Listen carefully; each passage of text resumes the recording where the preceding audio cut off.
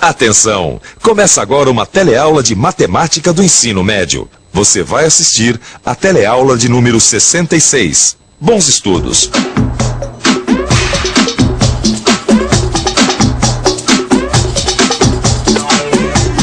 Oi, nas últimas teleaulas a gente vem estudando volume.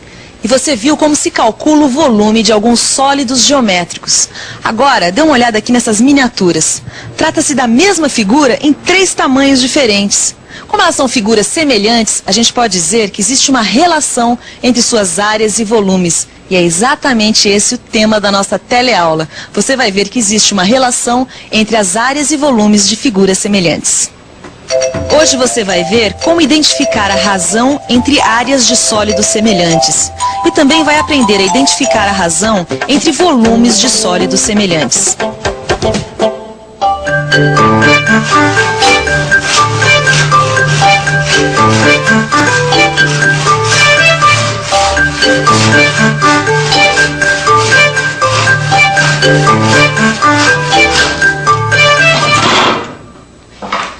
Puxa, estão perfeitas essas miniaturas, hein? É incrível como elas são mesmo cópias fiéis umas das outras. É, só que agora chegou a hora de dar o preço. E eu tô na maior confusão. Ué, por quê?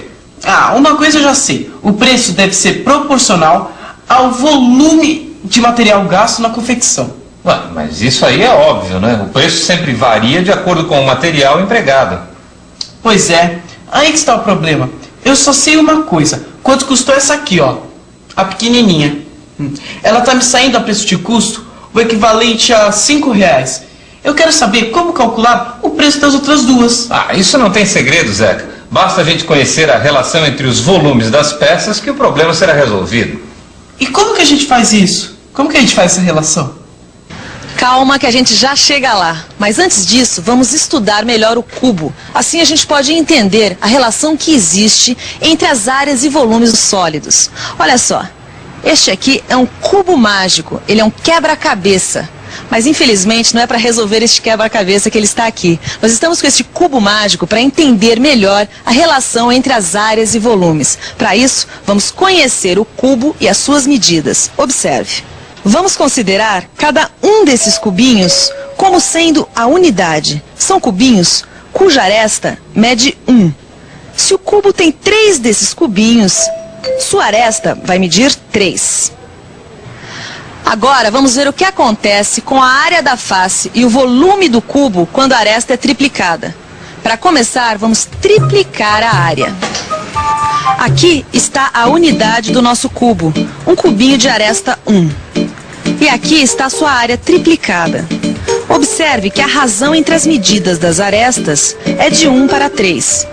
E que a razão entre as áreas é de 1/3 ao quadrado, que é o mesmo que 1 sobre 9. Com isso, a gente pode concluir o seguinte.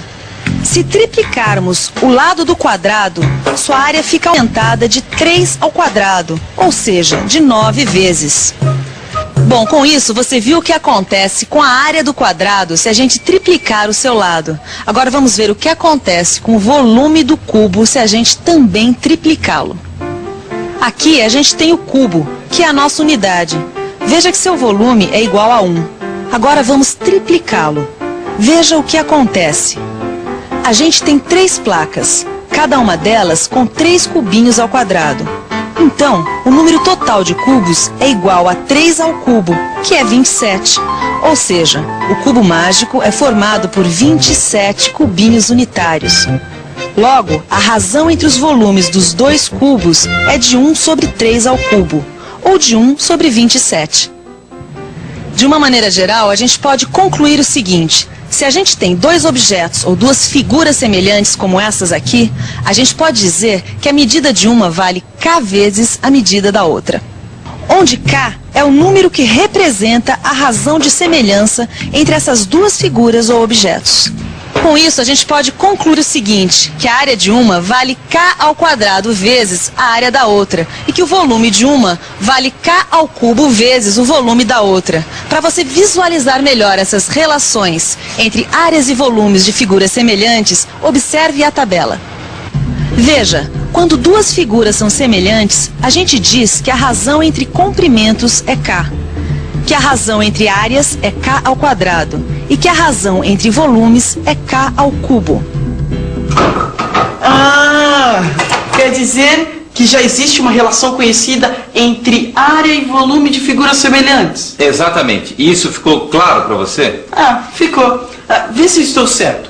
Se eu tenho duas figuras semelhantes, eu posso dizer que a razão entre os comprimentos é K, que a razão entre suas áreas é K ao quadrado e que a razão entre seus volumes é K ao cubo? É isso mesmo? Exatamente. E é justamente essa relação entre comprimentos, áreas e volumes de figuras semelhantes que vão determinar o preço de custo das suas miniaturas. E como que a gente faz isso? Bem, isso é muito simples. A gente já sabe que o preço das miniaturas é proporcional ao volume de material empregado em cada uma delas, não é isso? Tá certo. É a quantidade de material que vai determinar o preço. Então vamos comparar essas duas aqui, por exemplo. A gente sabe que a miniatura 2 tem o dobro do tamanho da miniatura 1. Logo, a razão entre alturas é de 1 sobre 2. Daí a gente pode também tirar a razão entre volumes, que é de 1 sobre 2 elevado ao cubo, que dá 1 sobre 8. E o que é que a gente pode concluir com isso? Que esta miniatura gasta 8 vezes mais material do que esta. 8 vezes mais material? Então quer dizer que o fato dela ter o dobro de tamanho do que essa não quer dizer que ela gaste o dobro de material. Não, como nós já vimos, ela gasta 8 vezes mais material. Então, como eu gastei R$5 nesta miniatura menor e com a outra tem 8 vezes mais material, então eu gastei 8 vezes 5, ou seja, R$40. Exatamente. Agora só falta a gente calcular o custo dessa daqui, que é o triplo tamanho da primeira. Deixa comigo, essa eu resolvo. Bem, a única informação que eu tenho é que a miniatura 3 tem o triplo do tamanho da miniatura 1. Isso quer dizer que a razão entre as alturas das duas miniaturas é de 1 sobre 3. Com isso, eu posso concluir que a razão entre volumes é de 1 sobre 3 elevado ao cubo, que dá 1 sobre 27.